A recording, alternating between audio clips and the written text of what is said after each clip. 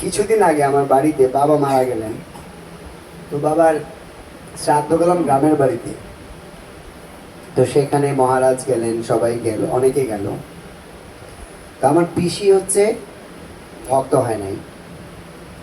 তো পিসি কি করছে, কোথায় এক জায়গায় গেছিল, তখন কোন রাম মঙ্গলের কারে ভাল লাগছে পিসি। তো পিসি বলতেছে আমার ঠাকুর দাদার এরকম মারা গেছে, আমি একটা রাম মঙ্গল দিব। তা আমারও মনে হয়েছে ছোটবেলায় ক্লাস 6-এ থাকতে রাম মঙ্গল শুনছিলাম, দিয়ে লাগ। ছোট ভাই বলতে এরকম বলতেছে, পিসিমণি কি করবো, আমি সিলেটে। এখন তো আমরা প্রায় 12টা পর্যন্ত আমরা কৃষ্ণ কথা বলছি। তো উনি 12টায় রাম মঙ্গল শুরু করেছে, 4টায় শেষ করেছে, 4 ঘন্টায়। মানে 10 মিনিট পরে পরে এই যে কি কান্দারে ভাই, ভাই রে ভাই রে কান্দারে ভাই রে ভাই, দেখলে তোমার হাসি লাগবো। তা আমিও বসছি, কারণ আমার বাড়িতে এসছে গাচ্ছে একটা লোক, তাই না? তো কথাগুলাই কৃষ্ণেরই বলতেছে, লব কুশের পুত্র পরিচয় সামথিং একটা পালা। তো তখন দেখলাম যে এদের এত কান্না দেখে আমার ভয় লাগে, কখন আমার ধরে গেল। আমার তো কান্দা আইতো না, আমি বলবো আমি যখন এরকম বেশি ভাব হয়েছে আমি উঠে চলে আসছি, ধরে আছি, ঘরে চলে গেছি। ছোটবেলায় এরকম ধরতো, মানে একটু মনে আছে। কিন্তু এখন তো বুঝতে পারি, ইস্কনে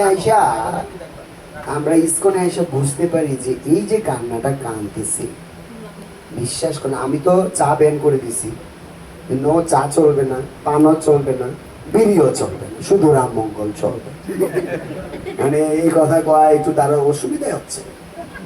রাম মঙ্গল মাঝখানে 10 মিনিট ব্রেক, ফাঁকা আসর, সবাই বাইরে ঘুরা গেলে টান টুন দিয়ে পড়ে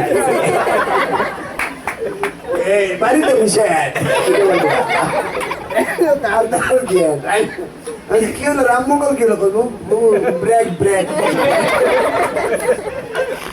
মনে মনে। এবং আমি আমার ভিতরে সবাইকে বলতেছি যে দেখো, এরা যে একটু আগে কাইন্দা ভাষায়া দিল, আর এখন বিড়ি খাইলো গিয়া। কেমন কেমন ধরনের কান্না, আর কেমন ধরনের প্রেম, আর কেমন ধরনের ভাব। এটারে বলা হয় শ্মশান বৈরাগ্য। কি বৈরাগ্য?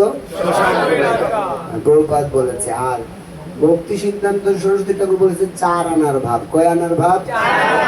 আর প্রভুপাদ বলছে এমন এক থাবা দিবা পেটের মধ্যে, তাহলে যদি ভাব হয় তাহলে কইবো বাবা রে আরেকটু দে, অসুবিধা নেই, তাও কৃষ্ণ কৃষ্ণ। আর যদি উল্টা পাল্টা থাকে ওরা মাসুস খেলে যায়। প্রভুপাদ বলছে এরকম সস্তা ভাব যারা দেখাবে তাদেরকে একটা মার ভাই, মায়ের না তারা মানে বলছে, বুঝানোর জন্য বলছে। তো